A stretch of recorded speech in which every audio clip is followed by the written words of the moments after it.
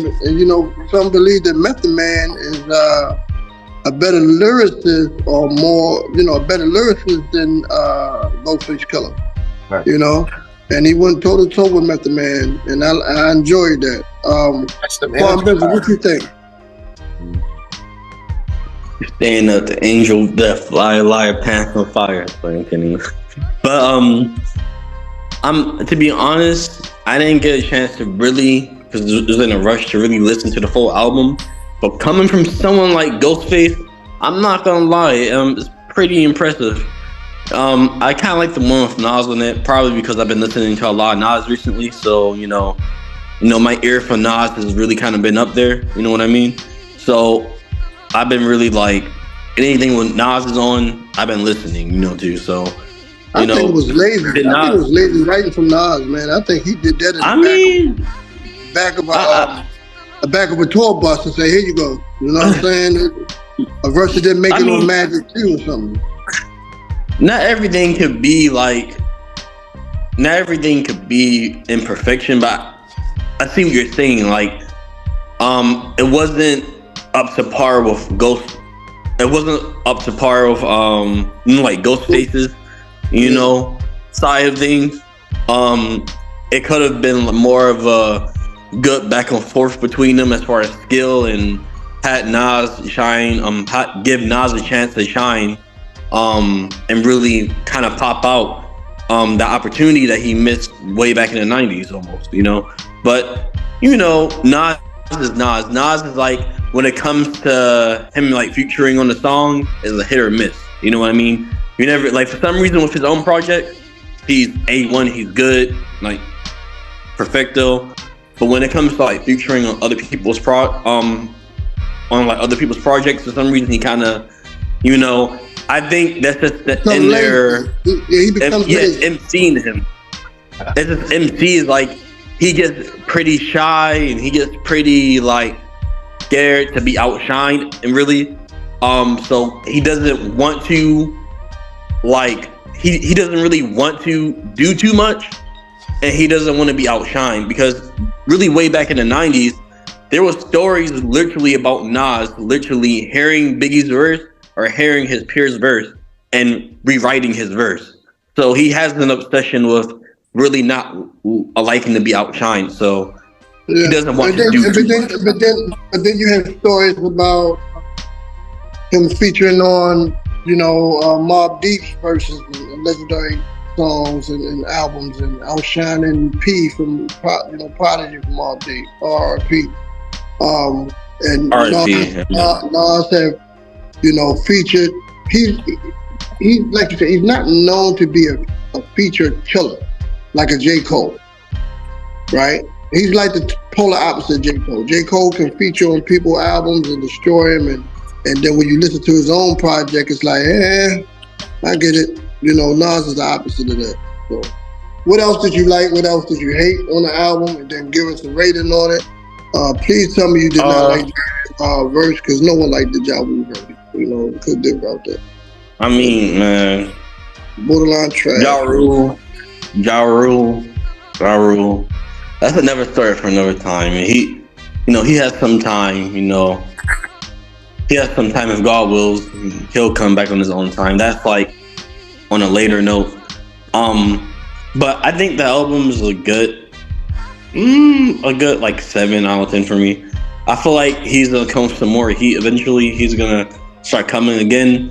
I'm gonna have to give it a second ear and really in-depthly listen to it. And in the future podcast, randomly, I'm gonna bring it back up, because I feel like it does deserve a second listen, and does deserve a second chance, because one thing I like about Ghostface compared to others is that he understands that you just can't put a 90s boom bap beat on these days and just rap over it. He actually tries to experiment with his sound. He actually tries to make himself excel with this new generation's wave and the vibe and everything like that. So I do appreciate that extra effort. But yeah, I can't wait for him to do something like, like Cuban Links and stuff like that. I can't wait for him to, definitely experience and go out with that more. I feel like, unfortunately, this is like all we have. No disrespect to like the older rappers and the mainstream. I feel like the mainstream has been having the mainstream for a long time, and what I mean by that is like we always been having Ghostface, we always been having LL Cool J's, and we always been having even Kendrick. He's reaching his 40s, right? I would like to see new 40-year-olds. I would like to see someone that's their age but new fresh blood. Like I haven't seen that artist before. He might be 40, he might be 30, because rap doesn't really have an age limit these days. Everybody's rapping, right? Basically, I want to see some new faces. I want to see someone that they could pass the torch to. I want to see a new group. I want to see some new projects, because they coming out with these projects and they're trying to help the game out and they're trying to keep the game alive, but there's literally not a lot of young artists that are coming out with classic like Nas did when he was in his 20s, or like what Ghostface and them did. There's not a lot of, surprisingly, because like I know this generation has its own wave and style, but it's sad that from this generation particularly, we're reviewing the same albums and the same people we've been reviewing for the past 30 years. There's no like new face. I feel you. Yeah, you gave Ghost a 7. Gov gave Ghost a 7 and some change, I believe. Or did you give Ghost a 7 and some change, right? I just give him a 7 out of 10. Okay, I gave him a 9. To me it would have been first listen, modern day classic. And I'm just saying the first listen, I would have gave it a classic, but the Ja Rule thing was just too much for me, And I think that, Guns N' Roses, I think he set out to do what he was supposed to do.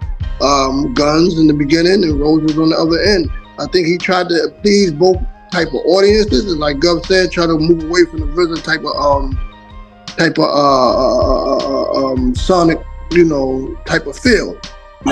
Hopefully on this next album he can return back to RZA or deal with the people that Griselda's dealing with, and dealing with their producers and stuff like that. Because it's not, if Ghost was to go that route, it's not like Ghost is copying Griselda, but Griselda is copying Ghost.